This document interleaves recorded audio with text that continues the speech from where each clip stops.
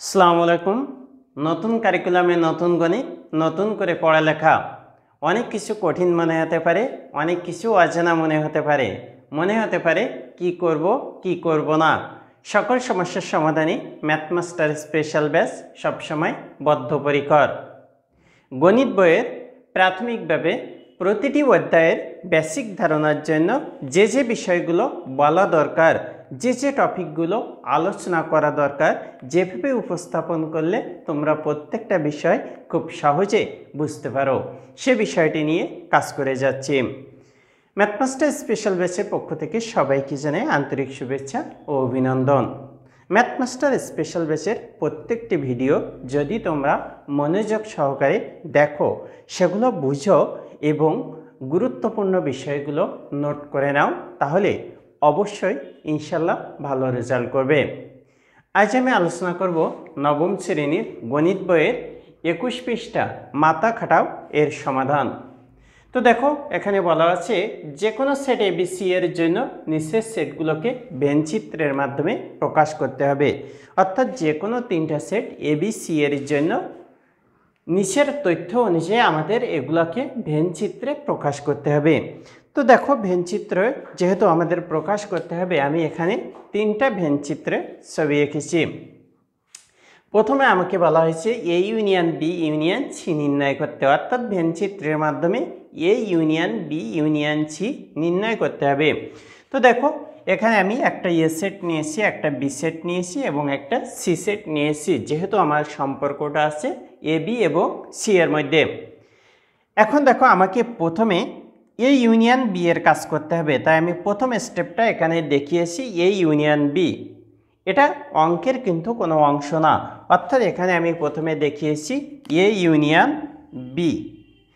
এ union B অর্থাৎ A এবং B সেটের মধ্যে মিল এবং অমিল দুটোই।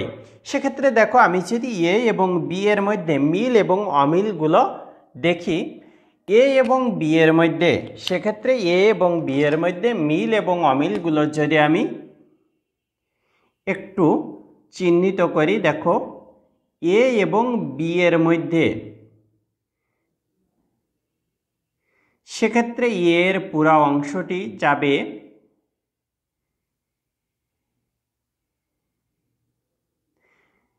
যেহেতু এ এবং বি এর মধ্যে মিল এবং অমিল, সেক্ষেত্রে আমি এর পুরা অংশটি নিয়ে নিলাম। এখন দেখো, বি এর অংশটি অর্থাৎ এ এবং বি এর মধ্যে মিল এবং অমিল, সেক্ষেত্রে বি এর বাকি অংশটুকু আসবে।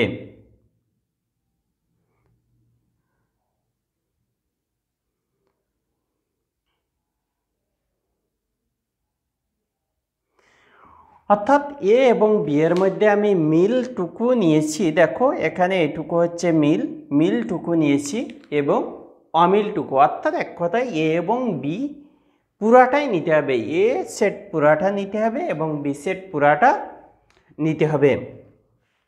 এখন দেখো, আমাকে বলা হয়েছে অর্থাৎ এ ইউনিয়ন বি নির্ণয় করেছি, অর্থাৎ এ এবং বি সেটের মধ্যে মিল এবং অমিল।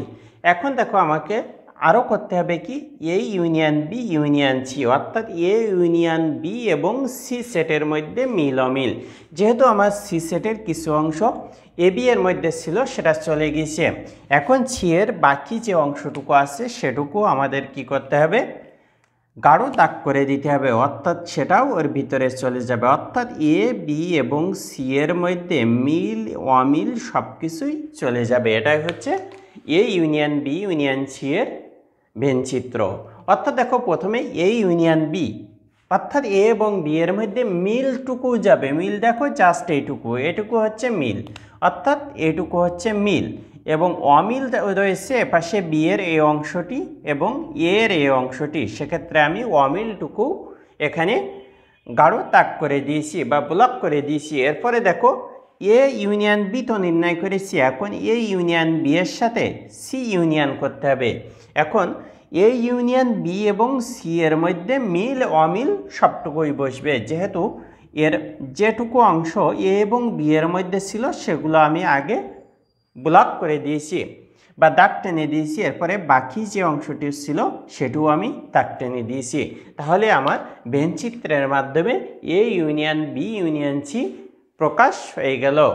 এখন দেখো 2 নম্বরে বলা হয়েছে এ ইন্টারসেকশন বি কমপ্লিমেন্ট, অর্থাৎ প্রথমে আমাকে কি করতে হবে, এ এবং বি এর মধ্যে মিলটুকু বের করতে হবে। তো দেখো একটু যদি খেয়াল করি, এ এবং বি এর মধ্যে মিল আছে এইটুকু, এ এবং বি এর মধ্যে মিল আছে এইটুকু। আর এ ইউনিয়ন বি কমপ্লিমেন্ট অর্থাৎ ইউ থেকে এ ইউনিয়ন বি এর এইটুকু বাদ দিতে হবে। দেখো পুরাটাকে ইউ সেট অর্থাৎ সার্বিক সেট ইউ দ্বারা প্রকাশ করা হয় পুরাটাকে। সেক্ষেত্রে এই পুরা সার্বিক সেট ইউ থেকে এ এবং বি এর মধ্যে যেটুকু মিল ছিল, অর্থাৎ দেখো যেটুকু মিল ছিল সেইটুকু বাদ দিতে হবে। A union B, A intersection B complement মানে ইউ থেকে এ ইন্টারসেকশন বি অর্থাৎ এ এবং বি এর এই মিল অংশটুকু বাদ দিয়ে দিতে হবে। সেক্ষেত্রে দেখো যদি আমি ইউ থেকে এ এবং বি এর মিল অংশটুকু বাদ দিই, সেক্ষেত্রে আমার সমাধান আসে ঠিক এরকম।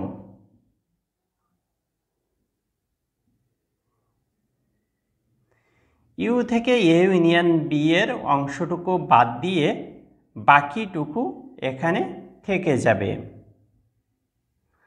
দেখো এখানে সার্বিক সেট ইউ এর বাকি অংশ এবং এ এবং বি এর বাকি অংশ, এক কথায় মিলটুকু বাদ দিয়ে বাকিটুকু, যেহেতু সার্বিক সেট ইউ এ যদি বলে এখানে কেন বাইরেরটা হয়নি, দেখো এখানে সার্বিক সেটের কোনো উপকরণ নেই, অর্থাৎ সার্বিক সেটেরকে প্রকাশ করা হয় ইউ দ্বারা। এখানে দেখো সার্বিক সেটের কোনো ব্যবহার নেই, এই জন্য এখানে সার্বিক সেট আমি ব্যবহার করিনি। অর্থাৎ আমাদের জাস্ট বলা হয়েছিল A union B union C, A B এবং সি এর মধ্যে মিল অমিল, এক কথায়। তো দেখো এ বি এবং সি এর মধ্যে আমি মিল অমিল পুরাটাই লিখে দিয়েছি। এরপরে আমাকে বলা হয়েছিল এ ইন্টারসেকশন বি কমপ্লিমেন্ট, অর্থাৎ ইউ থেকে এ এবং বি এর মিল অংশটুকু বাদ দিতে হবে। তো আমার পুরো সার্বিক সেট ইউ থেকে আমি এ এবং বি এর যে মিল অংশটুকু ছিল সেটা বাদ দিয়ে দিয়েছি। আশা করি বুঝতে পেরেছ। এরপরে দেখো 3 নম্বরে আছে A intersection B union C. তো প্রথমে আমাকে বি ইউনিয়ন সি নির্ণয় করতে হবে। দেখো আমি যদি বি ইউনিয়ন সি নির্ণয় করি, অর্থাৎ বি এবং সি এর মধ্যে মিল এবং অমিল, অর্থাৎ এক কথায় বি সেট পুরাটা এবং সি সেট পুরাটা হবে। অর্থাৎ আমি যদি প্রথমে বি ইউনিয়ন সি নির্ণয় করি, দেখো এখানে আমি যদি বি ইউনিয়ন সি নির্ণয় করি, বি ইউনিয়ন সি মানে কি, বি এবং সি এর মধ্যে মিল অমিল পুরাটা। তো বি এবং সি এর মধ্যে মিল অমিল পুরাটা, সেক্ষেত্রে বি এর পুরা সবুজ অংশটুকু এবং সি এর পুরা নীল অংশটুকু হবে। এখন দেখো আমাকে পরবর্তী স্টেপে করতে হবে কি, A intersection B union C, অর্থাৎ এ এবং বি ইউনিয়ন সি এর মধ্যে যেটুকু মিল আছে ততটুকু। দেখো এখন এ সেটের মধ্যে বি ইউনিয়ন সি এর যে অংশটুকু পড়েছে সেটা যদি আমরা খেয়াল করি, এ সেটের মধ্যে বি ইউনিয়ন সি এর অংশটুকু পড়েছে, দেখো এই অংশটুকু পড়েছে।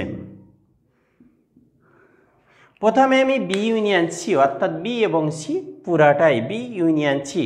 এখন বি ইউনিয়ন সি থেকে অর্থাৎ এ থেকে বি ইউনিয়ন সি এর মিলটা খুঁজে বের করতে হবে, অর্থাৎ এ এবং বি ইউনিয়ন সি। দেখো এর মধ্যে বি এবং সির এতটুকুই কি আছে, মিল আছে। তো A intersection B union C আমি ভেন চিত্রের মাধ্যমে প্রকাশ করে দিয়েছি। আশা করি বুঝতে পেরেছ। তো দেখাবে পরবর্তী ক্লাসে পরবর্তী অঙ্ক নিয়ে। সবাই ভালো থেকো, ধন্যবাদ।